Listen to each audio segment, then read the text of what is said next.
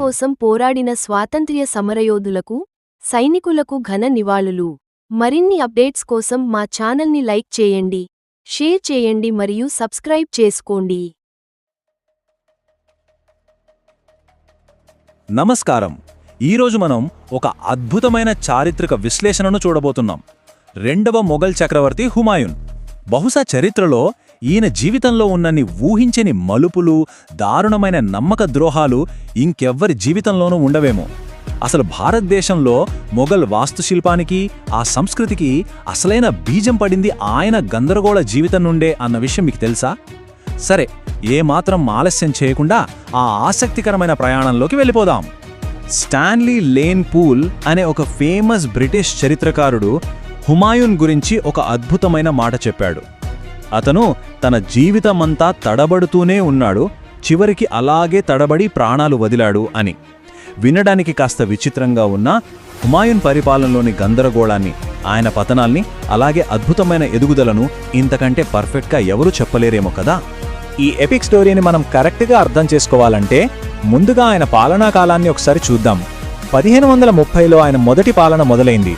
కానీ 10 ఏళ్లకే, అంటే 1540లో రాజ్యాన్ని కోల్పోయి అజ్ఞాతంలోకి వెళ్ళిపోయాడు. మళ్ళీ 1555లో ఢిల్లీని తిరిగి దక్కించుకున్నాడు. కానీ పాపం 1556లో ఒక ప్రమాదంలో చనిపోయాడు. అంటే ఆయన పరిపాలన 2 భాగాలుగా విడిపోయిందన్నమాట. మధ్యలో ఏకంగా 15 ఏళ్ల పాటు అత్యంత కష్టతరమైన ప్రవాస జీవితం. అసలు కేవలం 22 ఏళ్ల వయసులో సింహాసనం ఎక్కిన వెంటనే హుమాయూన్కు ఎలాంటి పరిస్థితి ఎదురైందో తెలుసా? ఎటు చూసినా శత్రువులే. బీహార్లో షేర్షా సూరి, గుజరాత్లో బహదూర్ షా లాంటి బలమైన బయటి శత్రువులే కాకుండా స్వంత సవతి సోదరులైన కమ్రాన్, హిందాల్ నుంచి కూడా ఎప్పటికప్పుడు తీవ్రమైన ముప్పు పొంచి ఉండేది. అధికార దాహం సొంత కుటుంబంలోనే ఎంతటి చిచ్చు పెడుతోందో చెప్పడానికి ఇదొక బెస్ట్ ఎగ్జాంపుల్. ఇంతకీ హుమాయూన్ పతనానికి అసలు కారణమేంటో తెలుసా? బాబర్ తన మరణశయ్యపై కోరిన ఒక ఆఖరి కోరిక. నీ సోదరులు ఎంత తప్పు చేసినా సరే వాళ్లకు ఎప్పటికీ హాని చెయ్యవద్దు అని బాబర్ మాట తీసుకున్నాడు. ఈ అమాయకమైన ఫ్యామిలీ సెంటిమెంటే హుమాయూన్కు అతి పెద్ద బలహీనతగా మారింది. తనను చంపాలని కుట్రలు చేసిన సొంత అన్నదమ్ములను పదే పదే క్షమిస్తూ వచ్చాడు. చివరికి అదే ఆయన కొంపముంచింది. కేవలం ఈ బ్లైండ్ ఫ్యామిలీ సెంటిమెంట్ మాత్రమే కాదు, మొదట్లో ఆయన చేసిన కొన్ని పర్సనల్, మిలిటరీ తప్పులు కూడా పరిస్థితులను మరింత దిగజార్చాయి. ముఖ్యమైన దండయాత్రలను మధ్యలోనే వదిలేయడం, ఎక్కువగా తన అంతఃపురానికే పరిమితమైపోవడం, దానికి తోడు నల్లమందు లాంటి మొత్త పదార్థాలకు బానిసవ్వడం, ఇవన్నీ చూసి ఆయన శత్రువులు మరింత బలంగా ఎదగడానికి రెడీ అయ్యారు. ఈ తప్పులన్నీ కలిసి చివరికి ఏమయ్యాయి?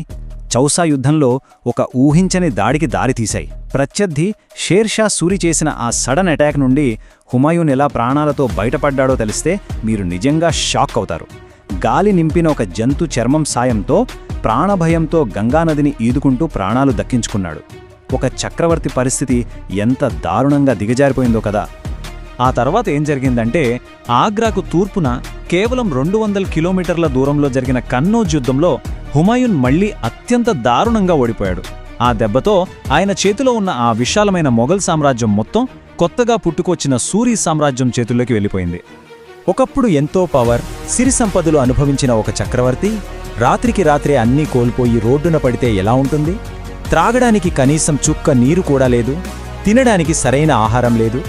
ఎండలు మండిపోయే ఆ థార్ ఎడారి ఇసుకలో ప్రాణాలు గుప్పెట్లో పెట్టుకుని ప్రాణభిక్ష కోసం పారిపోవాల్సిన దీనస్థితి ఆయనకు దాపురించింది. ఇది బహుశా ఆయన లైఫ్లోనే లోయెస్ట్ పాయింట్ అని చెప్పాలి. 8 నెలల గర్భవతి అయిన తన భార్యకు ఎక్కడానికి కనీసం ఒక గుర్రం కూడా దొరకని పరిస్థితి. అప్పుడు ఏమీ చేయలేక స్వయంగా తను ఎక్కిన గుర్రాన్నే ఆమెకు ఇచ్చేసి ఆ మాజీ చక్రవర్తి ఏకంగా 4 మైళ్ల పాటు ఒక ఒంటె మీద ప్రయాణించాల్సి వచ్చింది. తన జీవితంలో అదే అత్యంత కష్టమైన క్షణం అని ఆయనే స్వయంగా చెప్పుకున్నాడు. కష్టాలు అక్కడితో ఆగిపోలేదు. ఆ కొద్దిపాటి సైన్యం ప్రాణాలు అరచేతిలో పెట్టుకుని పర్షియా వైపు పారిపోతున్నప్పుడు ఆకలి తట్టుకోలేక సైనికులు తమ తలలకు పెట్టుకునే ఇనుప హెల్మెట్లలోనే గుర్రపు మాంసాన్ని ఉడకబెట్టుకొని తినాల్సిన దారుణమైన పరిస్థితి ఏర్పడింది. పర్వతాల గుండా సాగిన ఆ ప్రయాణంలో వాళ్ళు ఎన్ని అవమానాలు, ఎంత నరకం అనుభవించారో ఊహించుకోండి. ఇప్పుడు మనందరికీ ఒక పెద్ద డౌట్ వస్తోంది. చేతిలో సైన్యం లేదు, సొంత అన్నదమ్ములే మోసం చేశారు, ప్రాణాలు అరచేతిలో పెట్టుకునే అడవులు ఎడారుల్లో తిరుగుతున్నాడు. మరి ఏమీ లేని ఇలాంటి స్థితికి పడిపోయిన ఒక మాజీ పాలకుడు తిరిగి రాజ్యాన్ని ఎలా సాధించగలడు? ఇంపాసిబుల్ అనిపిస్తోంది కదూ, కానీ ఆయన సాధించాడు. అదెలాగో చూద్దాం. దానికి సమాధానం పర్షియా రాజు షా తహ్మస్తో కుదుర్చుకున్న ఒక పర్ఫెక్ట్ మాస్టర్ ప్లాన్లో ఉంది. ఒకవైపు పర్షియా రాజు 12,000 మంది ఎలైట్ సైనికులతో భారీ మిలిటరీ సపోర్ట్ ఇచ్చాడు. కాని ఊరికే ఏదీ రాదు కదా.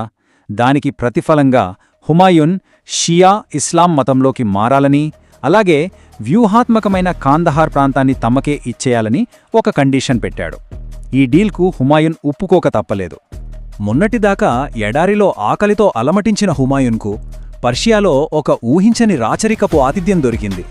అది ఆయనకు ఒక కొత్త లోకాన్ని పరిచయం చేసింది. అక్కడి పర్షియన్ సూక్ష్మచిత్రకళ, విశాలమైన తిమురీడ్ వాస్తుశిల్పం ఆయనను కట్టిపడేశాయి. నిజం చెప్పాలంటే ఈ సాంస్కృతిక మేల్కొల్పే భవిష్యత్తులో మన దేశంలోని మొఘల్ కళలపై చెరగని ముద్ర వేసింది అని చెప్పొచ్చు. అలా పర్షియన్ సైన్యం సపోర్ట్తో హుమాయూన్ తిరిగి బౌన్స్ బ్యాక్ అయ్యాడు. తన కోల్పోయిన సామ్రాజ్యాన్ని తిరిగి చేజికించుకోటానికి భౌగోళికంగా ఒక్కో ప్రాంతాన్ని జయించుకుంటూ వచ్చాడు. మొదట కాందహార్ ముట్టడి, తర్వాత సొంత తమ్ముడి నుండే కాబూల్ స్వాధీనం, ఆపైన సిర్హింద్ దగ్గర భారీ విజయం. ఇలా ఒకదాని తర్వాత ఒకటి దాటుకుంటూ వచ్చి చివరకు మళ్లీ ఢిల్లీ సింహాసనాన్ని దక్కించుకున్నాడు. అయితే ఇన్నేళ్ల కష్టాలు అనుభవించిన తర్వాత హుమాయూన్ క్యారెక్టర్లో ఒక పెద్ద మార్పు వచ్చింది. ఎప్పట్లాగా అమాయకపు క్షమాగుణం చూపిస్తే వర్కౌట్ అవ్వదని రియలైజ్ అయ్యాడు. అందుకే పదే పదే తన మీదకు తిరుగుబాటు చేసిన సొంత సోదరుడు కమ్రాన్ను కళ్ళు పీకించి అంధుణ్ణి చేశాడు. ఆ తర్వాత మక్కాకు బహిష్కరించాడు. తన ఫ్యూచర్ సేఫ్గా ఉండాలంటే ఇంత కఠినంగా మారక తప్పలేదు. 15, అవును, అక్షరాల 15 ఏళ్ల సుదీర్ఘమైన నరకంలాంటి ప్రవాస జీవితం. ఇన్నేళ్ల నిరంతర పోరాటం తర్వాత చివరకు సిర్హింద్ దగ్గర సూరీ సైన్యాలను చిత్తుగా ఓడించి మన దేశంలో మళ్లీ మొఘల్ సామ్రాజ్యపు జెండాను ఆయన ఎంత అద్భుతంగా పాతాడో కదా. ఇదొక అన్బిలీవబుల్ కంబ్యాక్. కానీ ఫేట్ ఎలా ఉంటుందో చూడండి. ఇన్ని కష్టాలు పడి పోరాడి తిరిగి సామ్రాజ్యాన్ని స్థాపించిన కేవలం 6 నెలలకే ఒక ఘోరం జరిగింది. 1556 జనవరిలో షేర్ మండల్ లైబ్రరీ మెట్లు దిగుతూ ప్రార్థన కోసం మోకరిల్లబోయిన సమయంలో తన దుస్తులు కాలికి తట్టుకుని ఆయన మెట్లపై నుండి కింద పడిపోయాడు. తలకి బలమైన గాయం తగలడంతో పాపం అక్కడికక్కడే మరణించాడు. ఆ చరిత్రకారుడు అన్నట్లుగానే జీవితమంతా తడబడ్డాడు, చివరికి తడబడే ప్రాణాలు వదిలాడు. హుమాయూన్ జీవితం ఎంత అస్థిరంగా ఊహించని విధంగా ముగిసిందో చూశాం గదా. కానీ ఇక్కడే మనం ఒక ఆసక్తికరమైన విషయం గమనించాలి. ఆయన చనిపోయాక ఆయన భార్య నిర్మించిన అద్భుతమైన ఉద్యానవన సమాధి భారతీయ వాస్తుశిల్పాన్ని పూర్తిగా మార్చేసి తాజ్మహల్ లాంటి అద్భుత కట్టడాలకు పునాది వేసింది. అంటే అత్యంత తీవ్రమైన గందరగోళం పతనాల నుండే ఎప్పటికీ నిలిచిపోయే ఒక గొప్ప అందమైన వారసత్వం పుట్టిందన్నమాట. సో ఈ విశ్లేషణ చూశాక మీకేమనిపించింది? ఇంతటి కష్టాల నుండే ఇంతటి గొప్ప చరిత్ర పుడుతుందా? మీరే ఆలోచించండి. జై హింద్.